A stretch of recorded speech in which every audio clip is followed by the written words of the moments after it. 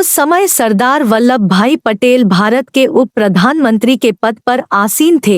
उन्होंने उस समय पाकिस्तान को बसाने के लिए 550 करोड़ रुपए बंटवारे के समय दिए थे। पाकिस्तान की ओर से मुद्दा कश्मीर को लेकर गरमाया हुआ था। 12 जनवरी 1948 को हुई प्रेस कॉन्फ्रेंस से पहले सरदार पटेल ने अपने एक बयान में कहा था कि हम कश्मीर को लेकर एग्रीमेंट पर बात करेंगे, लेकिन भारत सरकार ने इसके लिए कोई फिक्स तारीख या पेमेंट का प्रावधान नहीं रखा था। मैं बहुत खुले शब्दों में कहना चाहूँगा कि जब तक कश्मीर मसले का हल नहीं होगा, हम बाकी भुगतान नहीं करेंगे, क्योंकि सरदार वल्लभ भाई पटेल जानते थे कि बकाया राशि रोके जाने के बिना पाकिस्तान भारत और कश्मीर मसले का हल नहीं निकालेगा। आग बुझाने के दो ही तरीके हैं, या तो उस पर पानी डाला जाए या उसे ईंधन ना दिया जाए। भारतीय सेना कश्मीर मुद्दे पर लड़ने के लिए सक्षम थी, वहीं भारत सरकार ने पैसा रोककर ईंधन रोकने वाला काम कर दिया था। यह दंगों को रोकने का और शांति फैलाने का सबसे आसान तरीका था। लाल बहादुर शास्त्री जी जब प्रधानमंत्री थे, उन्होंने उस समय भारतीय सेना को लाहौर तक कुछ करने का आदेश दिए जाने का मन बना लिया था।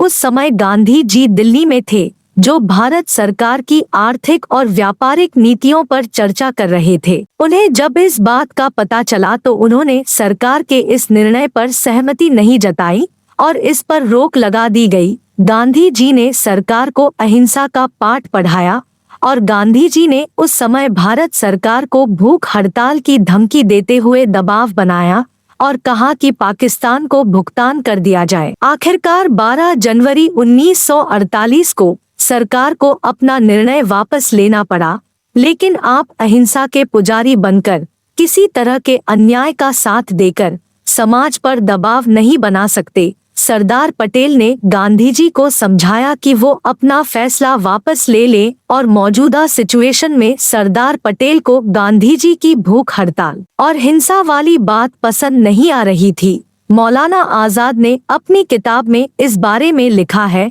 कि 13 जनवरी 1948 को गांधी जी ने भूख हड़ताल शुरू कर दी। परिणाम यह हुआ कि 17 जनवरी को सरकार ने गांधी जी की सारी बातें मान ली और वो पाकिस्तान को बकाया राशि देने के लिए राजी हो गई। साथ ही कश्मीर पर बनाई सरदार पटेल की सभी नीतियां समाप्त हो गई।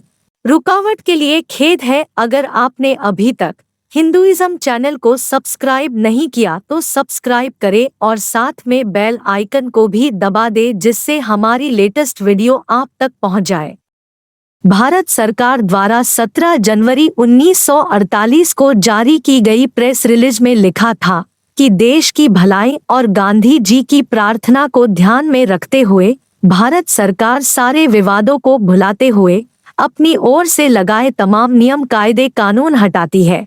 Page number 8। सरकार ने तत्काल गांधी जी की इमेज सुधारने हेतु माहौल तैयार किया और उन्होंने देश के लिए जो किया वह लोगों को याद दिलाते हुए सारी चीजें भुलाने की कोशिश की। सरकार ने तुरंत ही पाकिस्तान को दी जाने वाली शेष राशि के लिए एग्रीमेंट तैयार किया और उसे जमीन पर लागू करने के लिए राशि भेजी।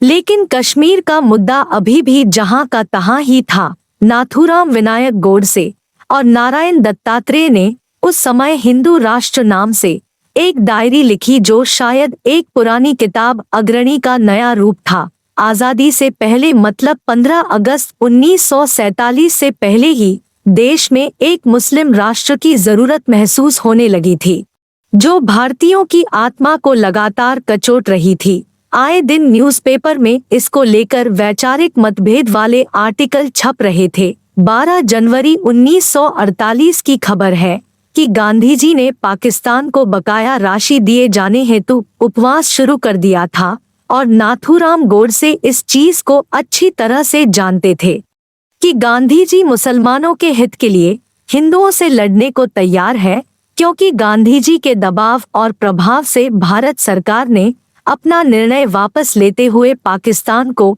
550 करोड़ रुपए देने की हामी भर दी थी। इसके बाद नाथूराम के दिमाग में कुछ और ही चल रहा था। वह सोच रहे थे कि आगे जाकर इस तरह का इंटरफेयर गांधी जी भारत सरकार के निर्णय में ना करे तो बेहतर होगा, और इसके लिए नाथूराम गोडसे कोई भी रिस्क लेने के लिए तैयार थे, क्योंकि उनके अनुसार यह भारत के लिए जीने और मरने का प्रश्न था।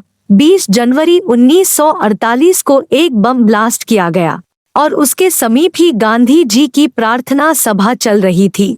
मदनलाल पावा उस समय वहां मौजूद थे, जो बंटवारे के समय एक प्रमुख गवाह भी थे। पुलिस को जानकारी मिली कि षड्यंत्र में मदनलाल भी शामिल थे। हालांकि मदनलाल का षड्यंत्र कामयाब नहीं हो सका, लेकिन गवर्नमेंट ने एहतियातन सिक्योरिटी बढ़ा दी थी।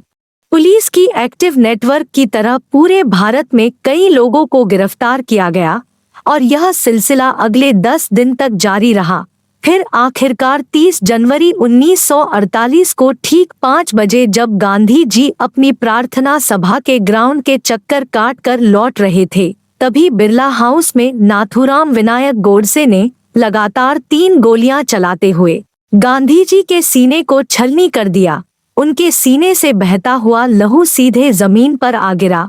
20 मिनट तक इसी हालत में छटपटाते रहे और अंतिम सांसें गिन रहे थे। गोली चलाने के ठीक बाद नाथूराम गोडसे ने अपनी बंदूक जमीन पर रखी और खुद ही पुलिस को कॉल किया। उन्होंने पुलिस के सामने आत्मसमर्पण कर दिया।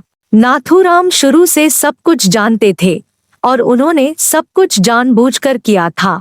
उन्होंने पुलिस के सामने अपना जुर्म कबूल कर लिया। लेखक के अनुसार उस समय नाथूराम गोडसे के सिर पर पागलपन, कट्टरवाद और आक्रोश सवार था, इसलिए उन्होंने इस घटना के तुरंत बाद आत्मसमर्पण तक का प्लान बना लिया था।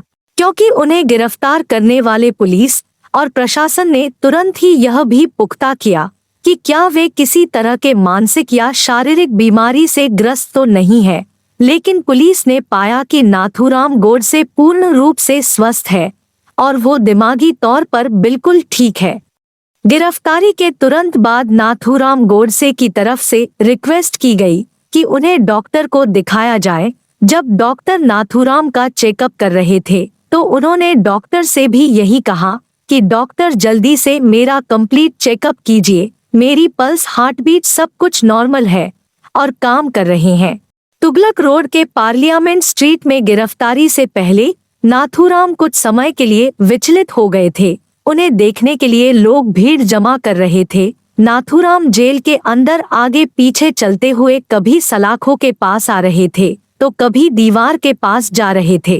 कई बार तक वक्त बहुत देर तक सलाखों के पास खड़ा लोगों को घूरता रहा।